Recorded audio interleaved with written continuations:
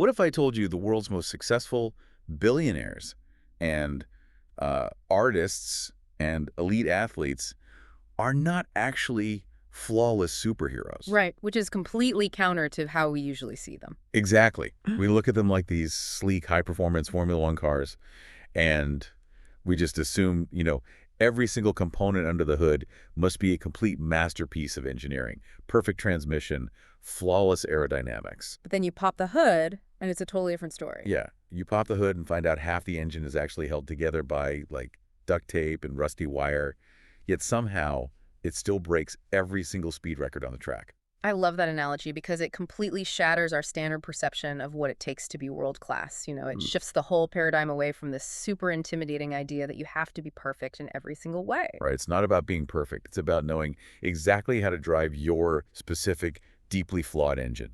And that really is the driving force behind today's deep dive.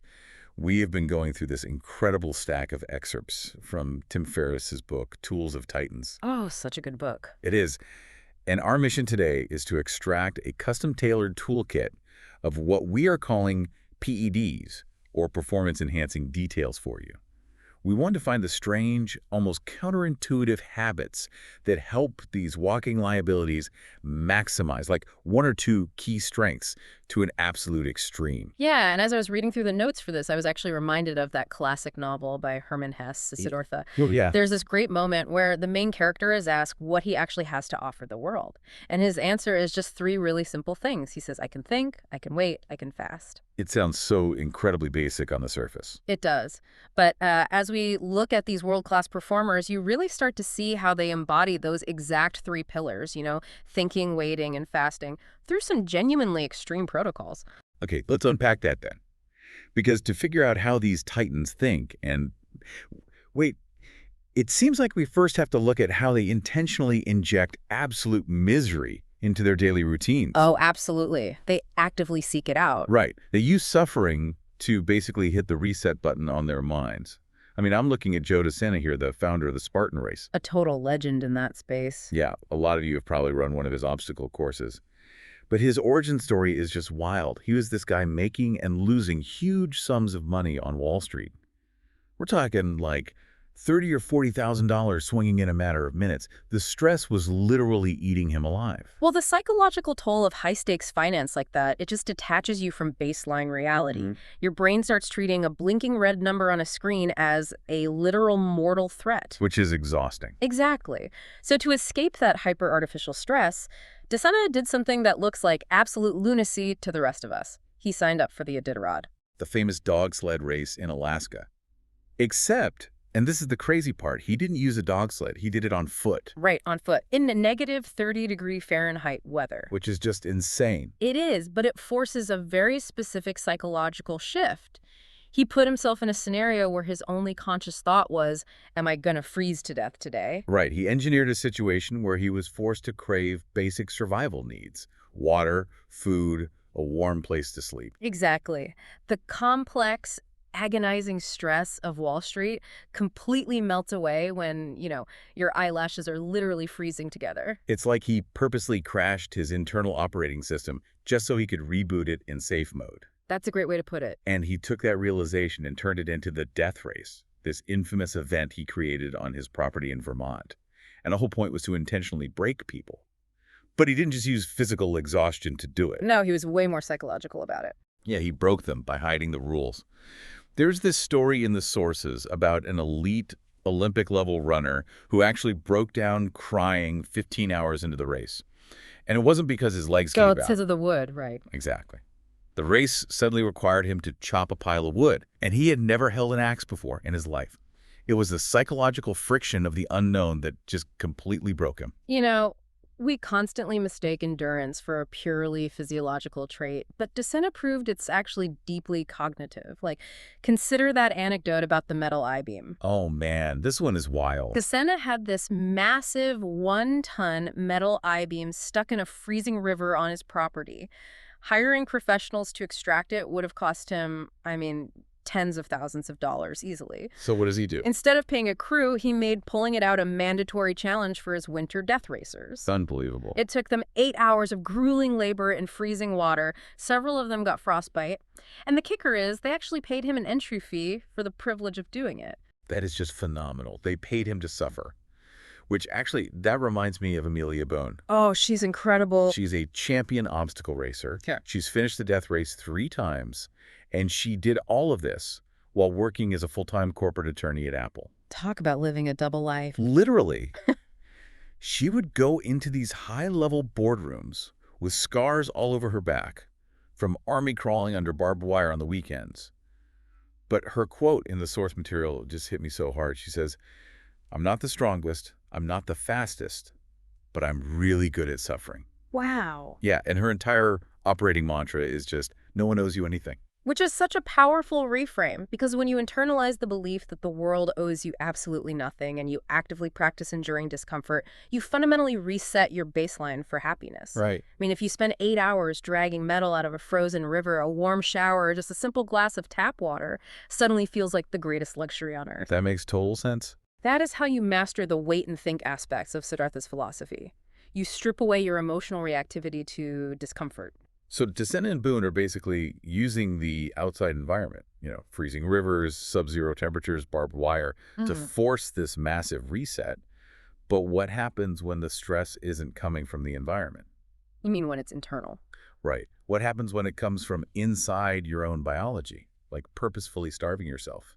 Which brings us to the I can fast portion of the framework and the research of Dr. Dominic D'Agostino. Oh, D'Agostino's work on fasting and ketosis is just revolutionary. It really is. He advocates for a 5-day purge fast done like 2 to 3 times a year. And the biological mechanism behind this is fascinating. How does a purge fast actually work? Well, if you are generally healthy, a therapeutic fast of this length triggers a state called autophagy. Essentially, your body becomes incredibly efficient because it has no incoming nutrients. It acts like a cellular garbage disposal. Yeah, it starts hunting down and breaking up weak, damaged, or even precancerous cells to use them for energy. It effectively reboots your entire immune system. Okay, wait a minute. I have to push back on this a little bit. Because my entire life, I have been told that if you stop eating, your body panics and immediately starts eating its own muscle tissue to survive. That's the classic fear, yeah. Right. So if you don't eat for 5 to 7 days, won't you just waste away into nothing? Well, that is the conventional wisdom, sure, but it completely ignores the metabolic shift to ketones. Okay, explain that. Think of your body's energy system like a house with 2 different furnaces. Normally, we run on glucose, which is blood sugar from carbohydrates. That's like throwing quick-burning kindling into the fire. You have to constantly feed it. Exactly.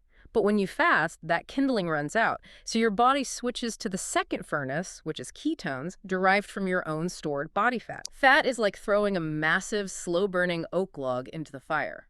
And D'Agostino proved the power of the second furnace dramatically. After a full 7-day water fast, his blood sugar was virtually non-existent, but his ketones were roaring. And he didn't lose his strength. Nope. In that deeply fasted state, he walked into a gym and deadlifted 500 pounds for 10 repetitions. That just doesn't compute for me. 500 pounds for 10 reps. After eating absolutely nothing for a whole week, how does the muscle even sustain that kind of load without just completely breaking down? Because ketones naturally have an anti-catabolic protein-sparing effect. They literally signal your body to protect your muscle. No, I see. And on top of that, the sources note D'Agostino strategically uses branched-chain amino acids, or BCAAs, during his fasts. Bro, I've seen BCAAs at, supplement stores, but what do they actually do when you're in a fasted state? They act as a sort of decoy fuel. By introducing these very specific amino acids into your bloodstream, you are giving your muscles a tiny bit of protective signaling. Like a fake out for the brain. Exactly. It tells the brain, hey, we have amino acids available, no need to cannibalize the muscle tissue. So your body continues burning fat and clearing out damaged cells while your muscle mass remains perfectly protected. Okay, but making that switch from the kindling furnace to the oak log furnace just sounds miserable. I mean, I've heard the first few days of fasting, people call it the keto flu, can give you massive headaches and brain fog. Oh, it can be rough. So how do these high performers bypass that misery? So D'Agostino has a very specific protocol for shifting into ketosis quickly without getting that flu. You wake up, you sip water mixed with a few pinches of sea salt and a dash of lemon juice, and then you go for a brisk walk for 3 to 4 hours. Just walking. I mean, if the goal is to burn off the blood sugar fast, shouldn't you go do some heavy lifting or run sprints? Definitely not. And this is crucial. Intense exercise triggers a panic response in your liver. Yeah. Your liver stores emergency glucose called glycogen. If you sprint, your liver dumps all that sugar straight into your bloodstream to fuel the intense effort, which completely knocks you out of the fasting state. Oh, I had no idea. Right. Brisk walking keeps your heart rate low enough that you don't trigger the liver dump. You just gently burn off the residual blood sugar. And that sea salt in the water prevents the electrolyte depletion that causes the headaches and the cramping. That makes total sense. Now, speaking of skipping the hard part entirely, the sources also talk about exogenous ketones, Yeah. which is basically a way to get ketones in your system without fasting at all. Yep, the ultimate biohack. There's a chemist named Patrick Arnold mentioned here who makes these. He even has a topical spray called spray. But I have to ask, how does a spray build muscle? Exogenous ketones are fascinating. Instead of waiting for your body to convert fat into ketones, you are literally drinking them, just pouring the refined fuel directly into your tank. Wild. And as for the spray, the active ingredient is ursolic acid, which is actually naturally found in apple peels. Oh, really? Yeah. When applied topically, it alters genetic signaling. It essentially tells your body to increase brown fat, which is a metabolically active fat that burns calories to generate heat, and it signals muscle growth while simultaneously blocking fat storage. Chemistry is just wild. But, for people who want to stay in ketosis naturally without fasting all year, they eat a ketogenic diet, Right, the keto diet. which is mostly fat, moderate protein, almost zero carbs. Yeah. But trying to eat 70 to 80% of your daily calories from fat just sounds exhausting. I mean, you can only eat so much bacon and butter before you just lose your mind. It is incredibly difficult to sustain long term. That's why D'Agostino formulated a practical hack for it. He created this 900-calorie keto ice cream. Okay, I am listening. You take sour cream or coconut cream, dark chocolate baking cocoa, a pinch of sea salt, some cinnamon, and a non-caloric sweetener like stevia. You just blend it up and freeze it. That actually sounds pretty good. It allows you to hit those massive fat requirements without feeling deprived, which keeps your brain running on high-octane ketones all day. I am 100% trying that ice cream. All right, so we've figured out how to change the fuel source. But having the perfect fuel doesn't mean much if the actual chassis of the car is stiff and rusted and broken. Totally. True resilience requires physical mastery of the vehicle itself. Which leads us directly into gymnastics strength training, or GST, and the philosophy of Coach Christopher Sommer. Yes, his approach is so unique. He demands a complete vocabulary shift from his athletes. We need to stop talking about diet and exercise, which is a purely aesthetic mindset, and start talking about eat and train, which gives every single movement a distinct functional purpose. That semantic shift alone is really powerful, and Sommer highlights this massive difference between flexibility and mobility. I always assumed these were literally the exact same thing. Like, can you touch your toes? Great, you're flexible. Most people think that. But he draws a really hard line between the two. It's basically the difference between passive and active control. Passive flexibility is just how far your muscle can stretch when an outside force is applied to it. Think of gravity pulling you down into a split, or a partner physically pushing your leg up toward your chest. But active mobility is your ability to demonstrate strength and control throughout that entire range of motion, especially at the absolute end ranges. So relying purely on your own strength. Exactly. Can you lift that leg up to your chest using only your own hip flexors and core strength, and then hold it there without using your hands at all? And the lack of this active mobility is exactly what destroys traditional athletes when they try gymnastics. Yeah. There's this hilarious, but honestly brutal story in the notes about this. Oh, I know the one you're talking about. Coach Sommer hosted a seminar filled with advanced adult powerlifters. These are massive guys who can literally squat small cars. He put them through his basic entry-level hour-and-a-half gymnastics warm-up. No heavy weights, just positional drills and stretches. Now what happened? These massive guys just dropped like flies. Their knees, their lower backs, their ankles just gave out. They had immense raw strength, but absolutely zero mobility. They possessed a totally rigid chassis. To fix that, Sommer uses some highly unconventional, honestly torturous movements. Take the Jefferson curl, or J curl, for example. Right. It is essentially a stiff-legged deadlift, but you do it on a raised box. And you purposefully round your back, one vertebra at a time, tucking your chin to your chest, and you slowly lower weight past your toes. Which, by the way, every personal trainer in the world will scream at you never to do. We are constantly told to keep a flat back when we lift. Well, under a heavy maximal load, absolutely keep a flat back. But the J-curl is done with very lightweight and incredibly slow control. Okay, so it's a completely different stimulus. Right. By gently loading the spine in a flex position, you force the connective tissues along the vertebrae and the hamstrings to adapt and build resilience.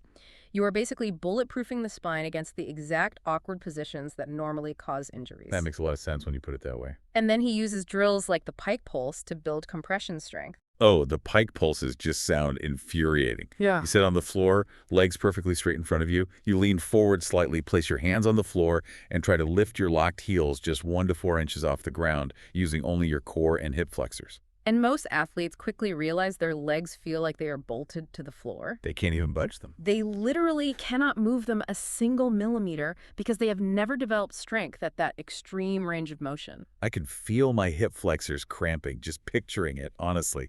There's a quote from Summer here that I really love. He says, "There are stupid gymnasts and old gymnasts, but no old, stupid gymnasts because they're all dead." A bit morbid. It is morbid, but it perfectly highlights how consistency and patience are an absolute necessity. You cannot let your ego drive your intensity. If you rush these micro-adaptations in your joints, your body will literally snap. Yeah. You just have to wait. So Coach Summer uses gravity and mechanical stress to force the body to adapt. But some of the titans in Ferriss's book use pure environmental stress to force that evolution. They leverage the elements, specifically heat, cold, and oxygen. Let's look at the heat first. Dr. Rhonda Patrick advocates for what she calls hyperthermic conditioning, basically using the sauna to force the body to upgrade itself. And apparently, legendary music producer Rick Rubin actually installed an oversized barrel sauna heater in his house just so he could reach these extreme temperatures as fast as possible. The mechanism of hyperthermic conditioning is absolutely brilliant. When you expose your body to extreme heat, and Patrick recommends 2 20-minute sessions at 176 degrees Fahrenheit, separated by a 30-minute cooling period, your body releases heat shock proteins. Heat shock protein. Yeah, think of these as little cellular mechanics. They rush around repairing damaged proteins in your cells. At the same time, this massive thermal stress can elevate your body's growth hormone production twofold, drastically improving muscle recovery and endurance. So heat acts as a deep repair mechanism. But the flip side of that environmental stress is obviously the cold. And this brings us to Wim Hof, the Iceman. The man is a phenomenon. This guy is basically a mutant. I mean, he ran a full marathon in the Arctic Circle in temperatures close to -4 degrees Fahrenheit, wearing nothing but shorts. Incredible. Though reading the notes, it seems like using cold for mental and physical resets isn't entirely a modern biohack. Apparently, Vincent van Gogh was prescribed twice daily cold baths when he was in a psychiatric ward. Yeah, the therapeutic use of cold actually has deep historical roots for treating depression and resetting the nervous system. But Hoff combined cold exposure with extreme oxygen manipulation. His breathing techniques challenge everything we assume about human physiology. They really do. He has this push-up experiment that just perfectly demonstrates it. Yes, the empty lung push-ups. Right. So the protocol works like this. You do a set of push-ups to near failure just to establish a baseline of what you are actually capable of. Just regular push-ups. Yeah. Then you rest. Then you sit down and take about 40 deep inhales, followed by let-go exhales. You don't force the air out, you just let the chest drop. So you're hyperventilating, basically. In a controlled way, yes. Your hands get tingly, you might feel slightly lightheaded. Then on the final breath, you exhale completely, you empty your lungs of all air, and you immediately drop down and do your push-ups again. And people consistently smash their baseline record. Yeah. They do way more push-ups with literally zero air in their lungs. Every time. But before we talk about how that is biologically possible, we need to issue a very stern warning here, because the source material is incredibly explicit about this. Yes. You must never, ever practice this breathing technique in or anywhere near water. Doing this in a pool, a lake, or even a bathtub can lead to shallow water blackout. Which is terrifying. Because you are overriding the body's natural breathing triggers, you can lose consciousness without a single second of warning, and it is fatal. People have literally drowned practicing this improperly. It must strictly be done on dry land. Okay, safety brief noted, and please, for you listening, take that seriously. But here's where my brain just breaks. I need you to explain the underlying logic here. How is it physically possible for the muscles to output maximum exertion when the lungs are entirely empty of oxygen? It all comes down to a really profound misunderstanding of why we actually breathe. Okay, lay it on me. We just assume the urge to gasp for air is triggered by a lack of oxygen, Right. but it isn't. The panic signal to breathe is actually triggered by a buildup of carbon dioxide in your bloodstream. Oh, really? Yes. So when you do those 40 massive deep breaths in Hoff's protocol, you are blowing off huge amounts of carbon dioxide. You are forcefully lowering your CO2 levels. You're basically just deleting the body's alarm system. Exactly. But blowing off the CO2, you severely delay the brain's panic signal. But there is a second chemical shift happening too. What's that? All that hyperventilation temporarily alkalizes your blood, meaning it raises your blood's pH level. This alkaline state allows your cells to utilize the residual oxygen that is already stored in your blood and deep in your tissues way more efficiently. Wow. You are hacking your blood chemistry to perform purely on internal reserves without needing external oxygen intake. It's just wild.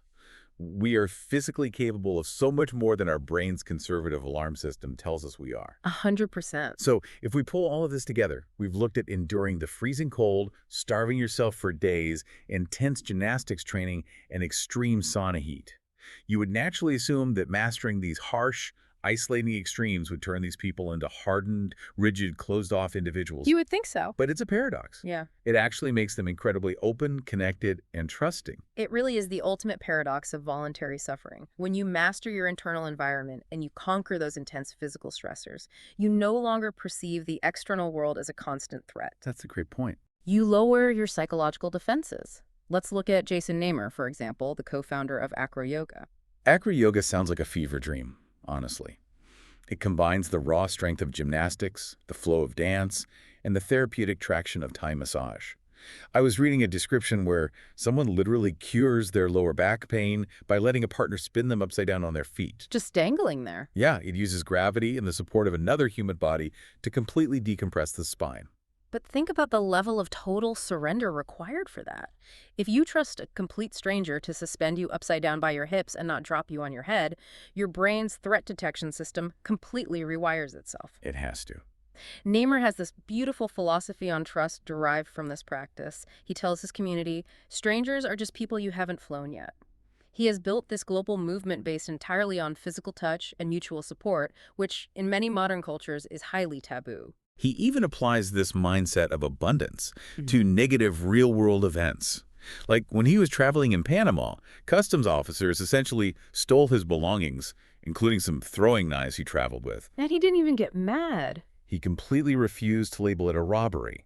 He told himself his objects were simply liberated from him.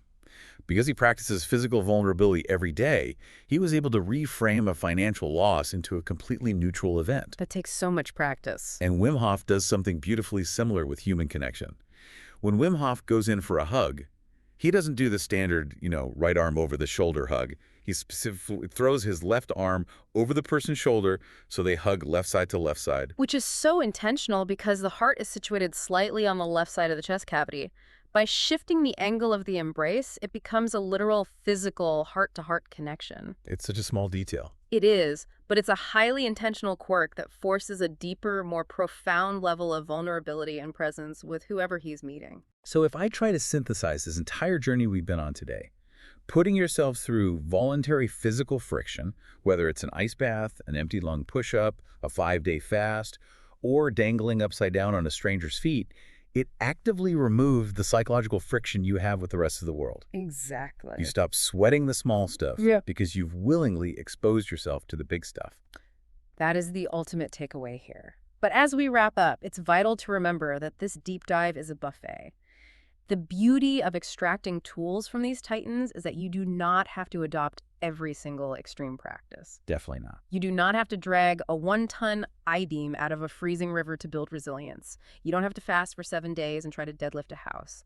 The goal is to take the 10% that actually works for your life, your biology, and your specific goals. Take what works, leave the rest. And pay close attention to the concepts you instinctively want to skip.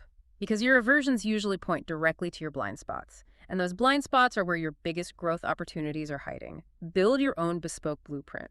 Pay attention to what makes you uncomfortable.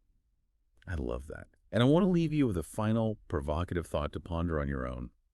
We talk a lot today about physical fasting, depriving the body of food to trigger autophagy and purge weak precancerous cells.